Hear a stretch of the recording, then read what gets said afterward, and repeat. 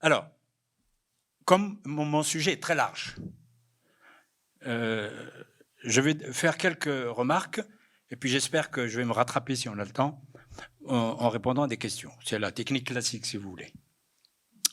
Pour la civilisation de l'islam, qui a commencé essentiellement sur le plan de l'activité scientifique, philosophique, théologique vers le milieu du 8e siècle, pas avant.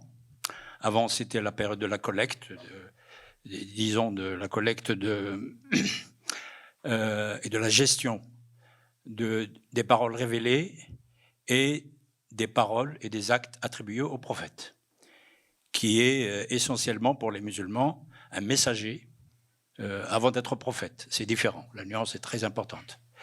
Bien, alors donc pour parler du thème d'aujourd'hui, une première remarque sur les imbrications entre société au pluriel de l'islam, pouvoir au pluriel, religion au pluriel, puisque l'islam était la religion de l'État, c'était le moteur premier de cette civilisation, mais il y avait dans les sociétés musulmanes des groupes sociaux très très importants, jusqu'au XIe siècle d'ailleurs pour le christianisme, en particulier en Égypte et au Maghreb, mais beaucoup de gens ne le savent pas. Et donc, il y avait des chrétiens, des juifs, des païens, des athées, à condition qu'ils ne le disent pas très fort sur la voie publique.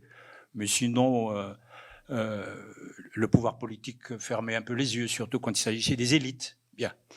Et puis, il y a l'activité économique de la société. Il y a la production littéraire. Et il y a les activités scientifiques. Alors, comment se placent les activités scientifiques, pas seulement vis-à-vis du discours religieux ou des hommes de religion ou leurs représentants, mais aussi de tous les autres aspects, parce qu'on a tendance toujours uniquement à opposer deux activités, alors que dans cet immense empire qui va de Samarcande à Saragosse, de Palerme à Tombouctou, sur 8 siècles, ce qui nous paraît primordial aujourd'hui, parce que c'est à travers la lunette de ce que nous vivons aujourd'hui à l'échelle internationale et de la place de l'islam et des événements liés à l'islam, bien, ce n'était pas la règle dans cette civilisation. Alors, premièrement, on ne peut pas parler de science et de relation entre science, spiritualité, science, religion, science et pratiques religieuses, multiformes d'ailleurs, sans parler d'un élément, soit qu'on ne le connaît pas, soit qu'on minimise, c'est que tout cela va se passer dans une société où, à 80%, il n'y a pas de clergé. Et donc, il n'y a pas de hiérarchie qui va donner le là pour toute question qui va être discutée, en particulier celle d'aujourd'hui, qui n'est qu'une question qui est débattue. Ça, c'est un premier point. Pas de clergé, sauf chez les chiites, qui n'ont jamais dépassé 20% jusqu'à aujourd'hui. Voilà.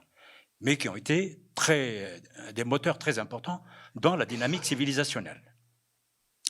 Et donc, du coup, la question naturelle qui se pose, c'est est-ce qu'il y a eu des procès Galilée ? Un théologien, quelle que soit sa puissance, en pays d'islam, à partir du moment où il ne s'accroche pas à un clergé, il n'a pas le pouvoir de condamner ou de faire condamner un Galilée, même un petit Galilée. Ce qui détient le pouvoir de condamner quelqu'un ou de traîner quelqu'un devant la justice des humains, la justice de Dieu, c'est celui qui est le vrai exécutant des décisions du pouvoir. C'est le juge. Eh bien, pendant 8 siècles, le juge musulman n'a jamais dépendu des théologiens. Il n'a pas dépendu d'un clergé qui n'existait pas. C'est le fonctionnaire de l'État. Ah, vous allez me dire, mais l'État, ce sont des gens qui vont prendre le pouvoir depuis le début avec un élément fondamental, c'est leur relation vraie ou supposée avec la famille du prophète. Et quand ça ne marche pas, on trouvera autre chose. Bien, donc, mais à partir du moment où on prend le pouvoir au nom de la généalogie prophétique, après, ça donne une liberté totale ou relative vis-à-vis des autres représentants de la religion, c'est-à-dire les théologiens. En particulier, par le fait même qu'ils n'ont pas de clergé, et donc il y aura des oppositions dispersées. en fonction des courants, bien sûr, mais en fonction même des individus et des efforts des individus, des théologiens, l'ijtihad, comme on dit. Bien.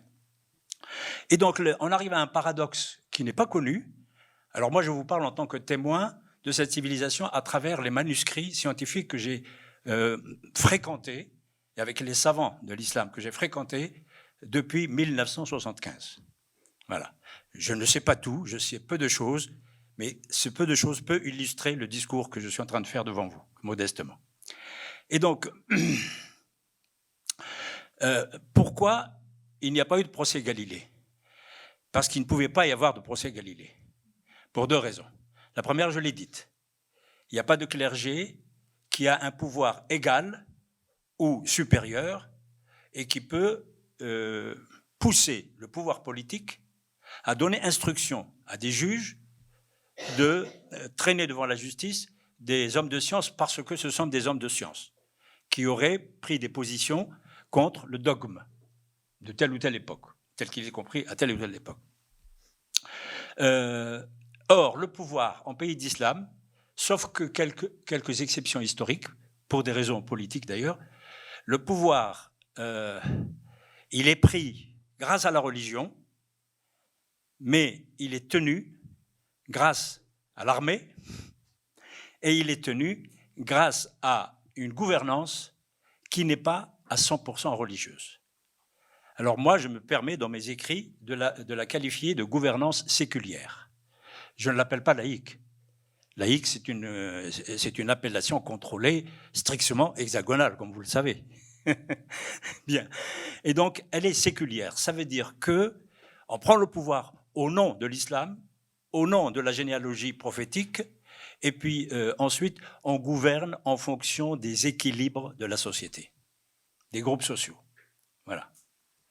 Et des rapports de force politique, surtout lorsqu'à partir de la fin du XIe siècle va intervenir un argument massu, c'est que les militaires vont intervenir pour prendre le pouvoir, derrière le paravent bien sûr, parce qu'il faut toujours garder le paravent qui donne la légitimation, qui est la descendance du prophète. Bien. Donc ça, c'est une première remarque. Deux remarques. Pas de clergé, pas de procès Galilée. Mais pas de procès Galilée pour une deuxième raison.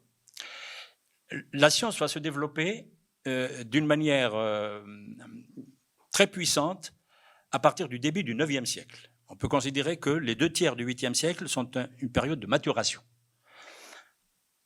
Et à partir du 9e, donc, on sent que des éléments que l'observateur remarque très vite vont créer une dynamique qui ne va s'épuiser que, disons, vers le XIVe siècle. Je parle de dynamique scientifique. Et quand on parle de science en pays d'islam, tout est science, mais moi je privilégie les sciences dites exactes aujourd'hui, mais auxquelles il faut ajouter la philosophie, c'est très important, l'astrologie, etc., etc. Bien. Donc, ce développement de la science va entraîner une spécialisation de plus en plus grande de la production scientifique, de l'activité scientifique, de la production scientifique. Et puis, une constitution des élites différenciées. Et en particulier, plus la science va avancer, elle est à base grecque, à 80%, mais à base indienne, chinoise, babylonienne, et puis les savoirs locaux, ce qu'on appelle les savoir-faire. Bien.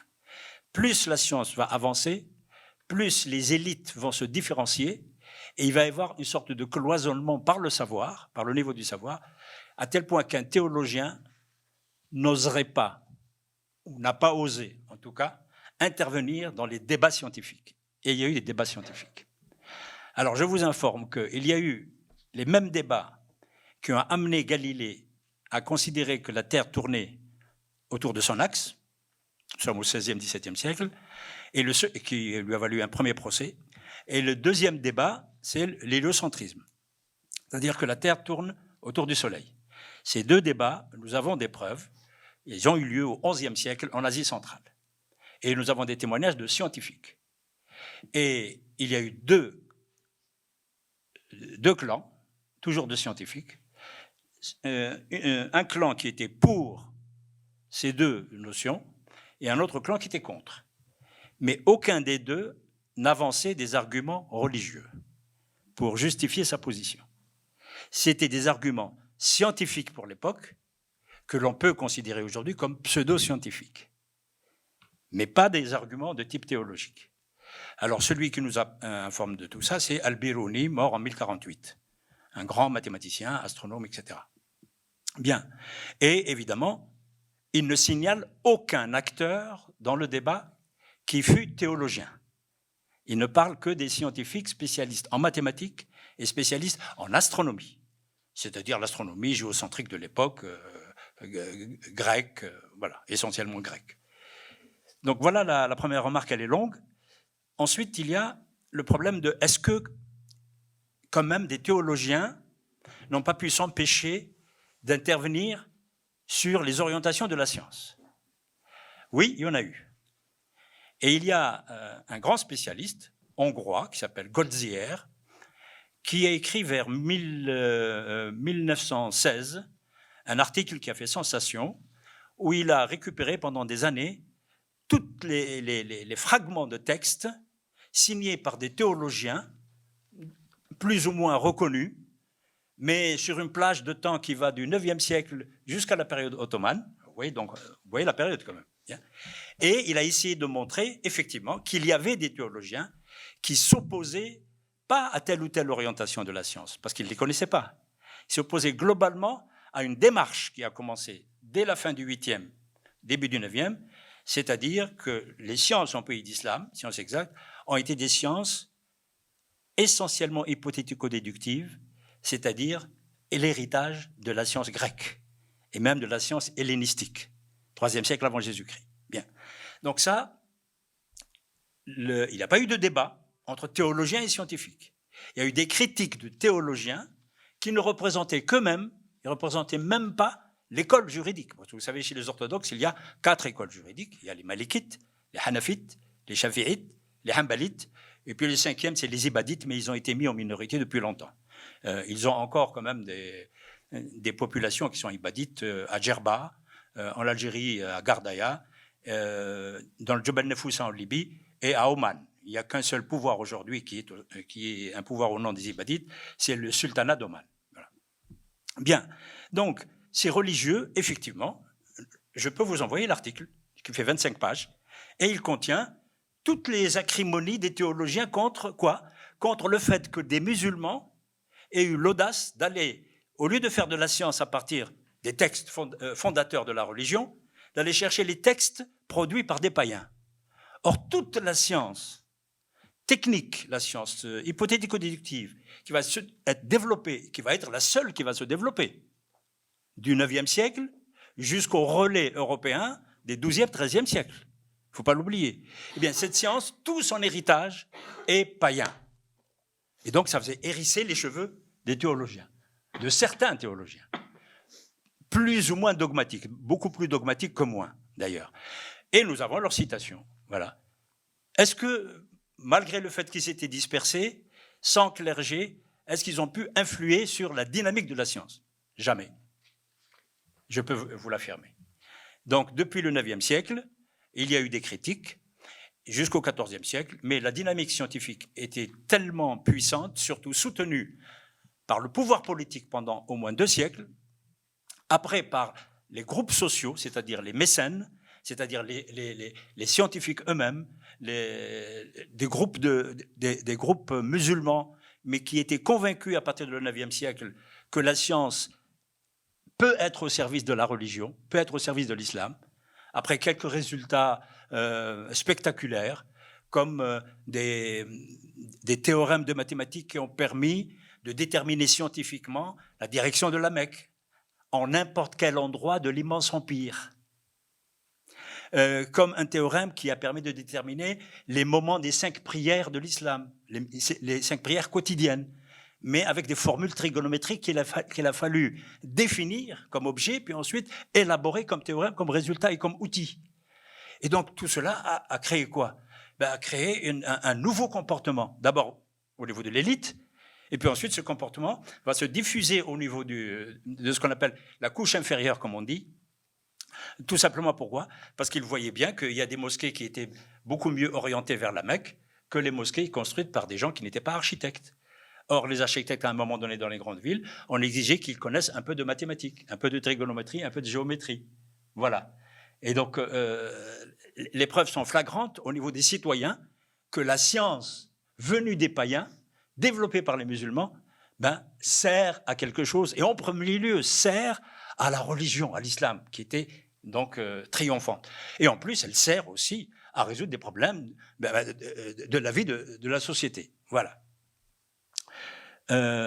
Donc en fait, Goldziher, il avait une position idéologique qui était de montrer qu'il y a eu des théologiens dogmatiques, parce que le titre de son article est un peu sibyllin, c'est la position de l'ancienne orthodoxie islamique par rapport aux sciences antiques. Sous-entendu que, quand il a écrit l'article, il y a toute l'histoire de l'Empire ottoman avant. Donc pour lui, l'Empire ottoman, c'est la nouvelle orthodoxie islamique, c'est des Hanafites. Donc elle est plus moderne. Et donc il était pro-ottoman, si vous voulez, si j'ose dire. Et donc le problème, c'est que ça ne va pas, parce que précisément, la période ottomane, du point de vue scientifique, c'est la période du déclin pratiquement à 50-60%. Et donc il n'y a pas de preuve aux arguments de Goldziher. Mais enfin, je passe. Bien. Maintenant, deuxième point important, est-ce que quand même le contenu du corpus religieux va amener à la naissance de débats, mais beaucoup plus tard. À partir du XIVe siècle, il y a le déclin. Mais alors le déclin, comment il va s'opérer? Non pas au niveau du débat sur la validité ou la justesse ou l'utilité de telle ou telle science, surtout d'origine païenne, mais c'est uniquement un courant dogmatique de théologiens qui va combattre la philosophie. Donc c'est elle qui va être la cible. Mais les mathématiques, l'astronomie, la géométrie, la théorie des nombres, la combinatoire, n'ont jamais fait l'objet d'attaques en tant que telles. Bien, et même l'astronomie. Or, l'astronomie a failli être héliocentrique, mais ce sont les scientifiques eux-mêmes qui n'étaient pas d'accord. Et ensuite, l'astronomie a toujours considéré les découvertes grecques comme étant valables. Le tournant va avoir lieu au XIXe siècle, où, avec la mondialisation, avec l'intégration des sociétés musulmanes, soit par la colonisation, soit par les indépendances, où on va avoir des changements qualitatifs qui concernent les débats de cet après-midi. Alors, par exemple, il y a deux débats qui vont se développer, mais qui n'ont jamais existé en pays d'islam pendant 8 siècles. C'est l'inimitabilité du Coran. C'est-à-dire que la parole de Dieu est inimitable. Ce sujet de débat n'avait pas entraîné de débat important pendant les 8 siècles, tout simplement parce qu'il s'agissait de l'inimitabilité de la parole de Dieu. Mais le sens du mot inimitabilité, en arabe c'est i'jaz, va changer au XIXe siècle. Et il va signifier que la parole de Dieu est indépassable au niveau scientifique. Ça veut dire que tout résultat scientifique qui va être le résultat de l'effort des scientifiques selon les règles de la science, qui sont, comme on dit les collègues, évidemment, la science est falsifiable, on peut la corriger, on peut, etc., etc. Eh bien, il y a eu un glissement à partir de la fin du XIXe siècle et surtout dans la première moitié du XXe siècle. Et ce glissement, on va l'observer dans des échanges dans le milieu universitaire, où des musulmans vont donner au sens inimitabilité, c'est la capacité unique de Dieu de pouvoir déjà prédire tous les résultats scientifiques qui vont être découverts avec l'avènement de l'islam, et plus tard, et surtout aujourd'hui. Donc, il peut les concevoir, puisque c'est Dieu le créateur de la terre, créateur du savoir, etc., etc. Puisqu'il peut les concevoir, puisqu'il peut les créer, il est le moteur premier, donc on doit les trouver, si on a la clé, dans les livres sacrés. Eh bien, les musulmans ont un livre sacré qui est censé compléter les autres livres sacrés dans la théologie musulmane, c'est le Coran. Et donc le mot inimitabilité, qui était qu'aucun autre être humain ne peut produire une phrase qui soit aussi belle, aussi profonde que celle de Dieu. Ça, c'est une chose, c'était acquis, il n'y a même pas de débat, il n'y a pas de problème. C'est devenu si on cherche beaucoup, si on a un bon chercheur, eh bien, on peut trouver, par exemple, la théorie de la lumière dans tel ou tel verset du Coran aujourd'hui. Le problème, c'est que, comme vous le savez, il y a maintenant 2 théories de la lumière. C'est la théorie ondulatoire et la théorie corpusculaire. Alors un jour, un étudiant est venu me voir et il me dit « Je veux faire une thèse avec vous sur la relation entre la parole de Dieu qui est dans le Coran et puis le développement des sciences aujourd'hui. » Et je lui ai donné l'exemple des 2 théories qui coexistent aujourd'hui sur la lumière. Mais je lui ai dit « Vous allez démontrer quoi? Que la théorie corpusculaire est déjà dans le Coran? Alors si vous démontrez ça, et si un jour les scientifiques vont établir d'une manière indiscutable qu'il n'y a qu'une seule théorie, ni la première, ni la deuxième, mais une troisième, qu'est-ce que vous allez dire après la soutenance de thèse? Que Dieu n'a pas dit la vérité ou il a caché la vérité aux hommes? Il y a un problème. Bon, sans parler d'autres exemples. Bref.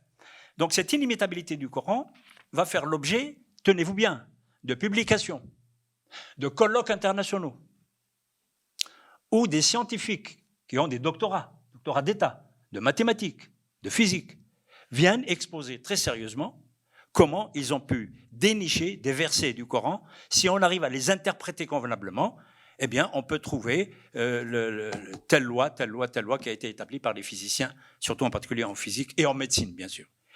Et en médecine, évidemment, lorsqu'il y a des savants européens, occidentaux, qui vont se convertir à l'islam et qui vont aller dans le sens de ce comportement. Par exemple, il y en a un qui s'appelle Maurice Bucaille. Vous avez dû entendre parler de lui. Donc, c'est un grand médecin. Et lui, il va appuyer cette idée de tout ce que va découvrir la médecine moderne. Eh bien, c'est déjà dans les versets du Coran. Donc ça, c'est le premier point. Le deuxième point, et je terminerai sur ça, si vous voulez, c'est le créationnisme. Le créationnisme, qui a été évoqué par mes collègues là, n'a jamais existé en pays d'islam, pour une raison très simple. C'est qu'il y avait un axiome de base, qui est que Dieu a créé la vie. Dieu a créé la terre et l'univers, et donc Dieu a créé tous les phénomènes liés à ses créations premières. D'accord? Bien. Donc,